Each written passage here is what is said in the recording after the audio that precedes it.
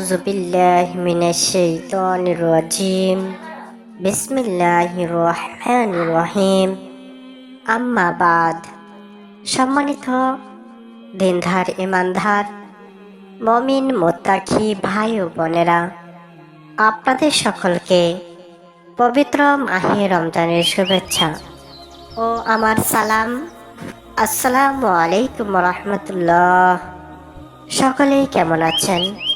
আশা করি মহান আল্লাহ তাআলার অশেষ রহমতে সকলেই ভালো আছেন।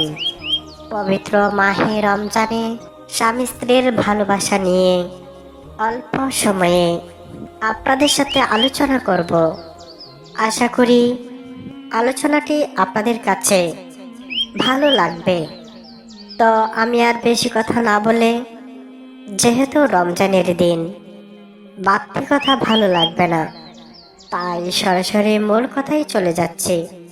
রমজান মাসে স্বামী স্ত্রীর সম্পর্ক আরও সুন্দর, শান্তিপূর্ণ ও ইবাদতমুখী হওয়া উচিত। ইসলামে স্বামী স্ত্রীর, বিশেষ করে স্ত্রীর স্বামীর প্রতি কিছু দায়িত্ব রয়েছে। যেমন 1 নম্বর, স্বামীর জন্য সেহরির ব্যবস্থা করা এবং সময় মতো জাগিয়ে তোলা। পুরুষেরা সারাদিন বিভিন্ন কাজকামে ব্যস্ত থাকে, যার কারণে ঘুমানোর পর আর কোনো হুঁশ থাকে না।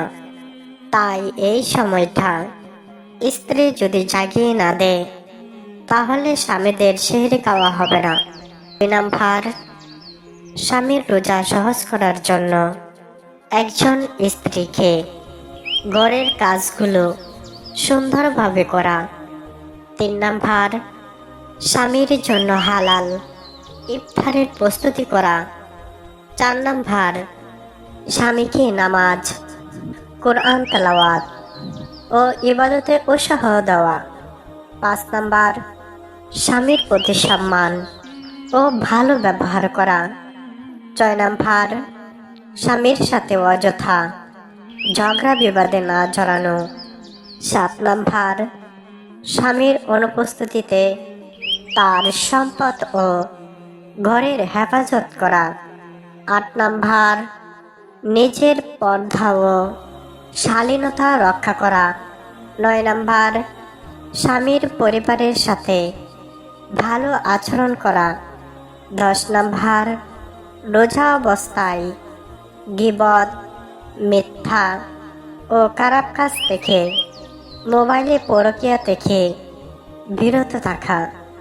অতিরিক্ত মোবাইল ব্যবহার না করা, এতে করে স্বামীর মন ভালো থাকবে।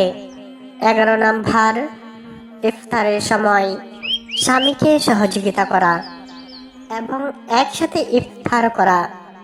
12 নম্বর, তারাবির নামাজ পড়তে স্বামীকে উৎসাহ দেওয়া। 13 নম্বর, রাতে ইবাদত, দোয়া ও কোরআন পাঠে স্বামীকে সহযোগিতা করা। 14 নম্বর, স্বামীর বিশ্রামের ব্যবস্থা করা। 15 নম্বর, স্বামীর মন ভালো রাখতে সুন্দর আচরণ করা। 16 নম্বর, স্বামীর বৈধ চাহিদার প্রতি গুরুত্ব দেওয়া। রোজা ভাঙ্গার পর হালাল সম্পর্কের ক্ষেত্রে। 17 নম্বর, স্বামী অসুস্থ বা ক্লান্ত হলে তার যত্ন নেওয়া। 18 নম্বর, স্বামীর সাথে দিনী আলোচনা করা ও ইসলামিক পরিবেশ তৈরি করা। 19 নম্বর, পরিবারের শান্তি ও ভালোবাসা বজায় রাখা। 20 নম্বর, স্বামীর জন্য বেশি বেশি দোয়া করা ও মহান আল্লাহ তাআলার কাছে ক্ষমা চাওয়া। সম্মানিত দিনী ভাই ও বোনেরা ও আমার প্রিয় পর্দার আড়ালের মা ও বোনেরা, এই ছিল আজকের ছোট্ট ভিডিও। আপনারা কি আমার কথা বুঝতে পেরেছেন? যদি আমার কথা বুঝতে পেরে থাকেন, তাহলে কমেন্টে 1 লিখুন।